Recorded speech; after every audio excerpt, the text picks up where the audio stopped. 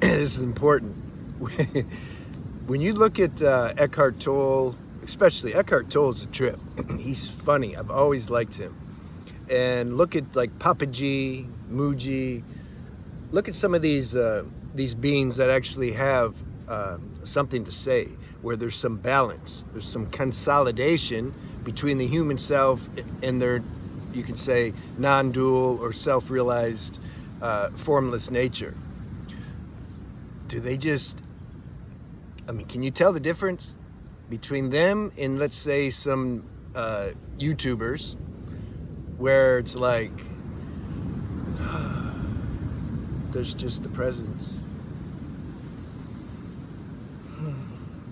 You're the presence. Do you think that that's like how they live their life? Like that's what they do? If that's what they do, you got to pray for them because they're in trouble. When they're with their friends or when they're having like a good time, do you think they're just, oh, there's a sensation of enjoying, but it's just apparent. Hey, Yash, how you doing? Hello. You know? I mean, look at Eckhart. He's like, his humor is a trip. I've always liked him. Now, he's refined over the years, too. Hence, there's no end to the awakening. I remember he was in Rishikesh, and when he was giving speeches, when he was talking, there was less of his, you can say, human personality coming through. It was more like just, you know, non-dual talk. But he was still fun. There was still some authenticity there that I don't sense through a lot of other people. But then as years went on, the consolidation became more apparent, more real. Now he has fun. When he does his lecture, he's smiling, he's having fun. Like, you don't lose your personality or emotions. That's not normal. That's not balanced. And the reason I'm saying this isn't just to make fun of the people who act like a non-dual parrot, although I do enjoy that a little bit, to make balance. But the reason I'm saying this is because I know that people, my previous self, the people I do consults with, by the way, if you ever feel moved to have a consult, my email's on the banner. There's an idea in the mind that, like, I'm supposed to be a certain way. I'm non-dual now. Everything doesn't really exist, so there's no space or place for emotions, for humanness. Because it's like, why give attention to that? It's not real. So then you end up becoming really tight, and you're constricted, and nothing's flowing. And the only people that are gonna seem to like that are others who are stuck in that same concept and idea. That's a lot of work. That's heavy to, if you're making spiritual videos, to portray an image, and then you turn the camera off, and then you like, what do? Then you go back into your normal self, but like, okay, now if I'm doing a consultation, okay, okay. Hi, Yash, I have a problem. Okay. You know, like, this is important things to catch out. Because when you're more balanced inside, balance between non-dual and dual, when that separation has been dissolved, it can always be dissolved more, you see? I want to keep driving home the point that there's no end to this evolution, not for the matrix self. And we're always going to have some level of a matrix self, otherwise it's game over. As that gets more consolidated, our non-dual and dual nature, there's balance. See, serenity and peace comes from balance, not from denying, not from not accepting this show that we signed up for on some level. You don't, I used to do this, but but you shouldn't.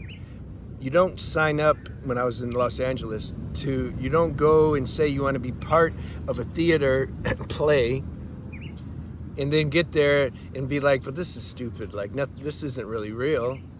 This is just a play. It's like everything's an act.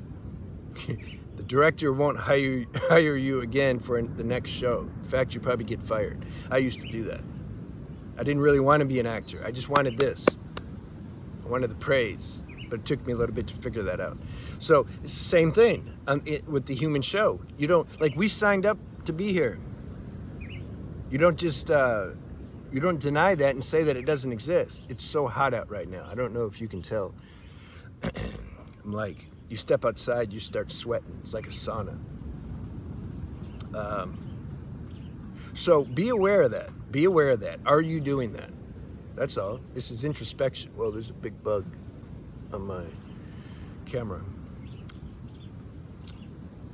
I can't get him off. You have to accept that, you see? I don't want to accept that. Oh no, I'm not spiritual. I'm not accepting it. But see, God wants him there because I can't get him off. I got it. See? So, check yourself.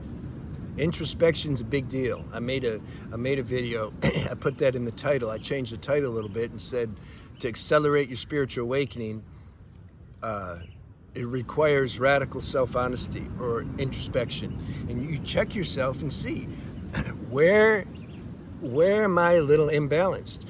Where am I identified with concepts, spiritual concepts?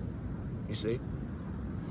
Where am I lying to myself? I'm saying, if somebody asks me, it's like, no, it's just totally natural right now. Like, yeah. No, you seem a little cut off, or you're too much into a role. No, that's your perception. I'm very speaking from the source right now.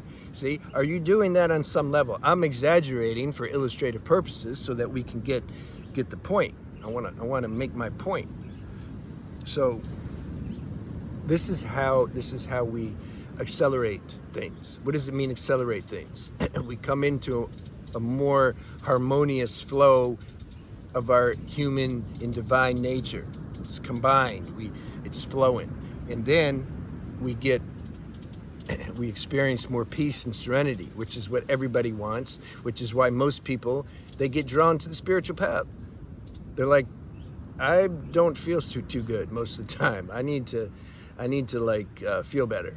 Ooh, I read this book and it says you can be in bliss. Okay, yeah, I want enlightenment now.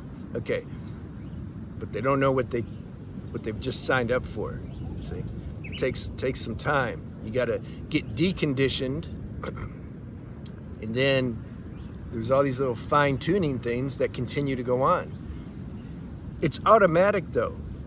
We think we got to do it, and it sounds like I'm saying you got to do it. I am saying that.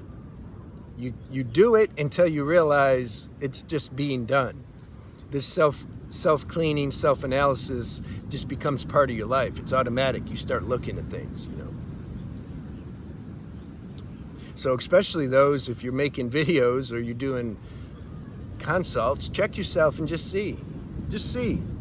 Am I the same person? If you meet me in person, are you going to see what you see on the video? You probably will, if you just meet them. The people that you've known for a while, will they see you? The way that you're portraying yourself on the video, is that what they're going to see? Is that what they see? They've known you for years. Your so-called best friends or whatever, family. Do they watch your videos? My mom likes mine. See, there has to be continuity. There should be continuity. Not because that's the right thing to do. No, because your levels of serenity and peace will increase if there's continuity. You're just the same. You're just always the same. Doesn't matter. You talk to a stranger, friend, colleague, boss. Now, of course, there's a little modification. Like if I'm talking, there's a little, just common sense. But, if I'm talking to my boss versus my mother versus a baby. Yeah, there's going to be a little, you know, but for the most part, nothing's holding back. Things are flowing. Actually, I treat babies the same way I treat adults, actually. I mean, I play with them a little more, but so just analyze, introspect, and see. Am I the same person everywhere? While using practical common sense, like I said. But for the most part, do you compromise? Do you put on a certain face or play a certain role when you're around other people? And if so, analyze why. Why am I doing that? Check yourself, see. Just see, like, why am I doing that? And then the mind, there's levels of honesty, self-honesty. Most people say, no, I don't do it, and they'll leave it at that. No, check. So first thing is you recognize, well, maybe I do it. Second thing, introspect. Why do I do it, though? What's the conditioning around why I'm being so-called fake? Because I think that that's going to make them feel better, because I need to do that to get ahead or something. Like, check that and see, and then see if it's true or not. And even if it is true, I'd still say stop doing it. You want to be real. You want to be authentic. Don't compromise, even if it can, make somebody feel better. We're not here to try to give people good feelings. We're here to try to wake people up. Not even trying. You just be real, and then let life do what it does. If they need to feel something because of your presence or because of something you said, good. If they're not ready to look at it, that's okay. Maybe later they'll look at it. But don't compromise your own inner integrity, And yeah, you're going to have emotions when that doesn't go away. You don't become a robot. So that's the whole premise of this video. Let me know if you like that. All right.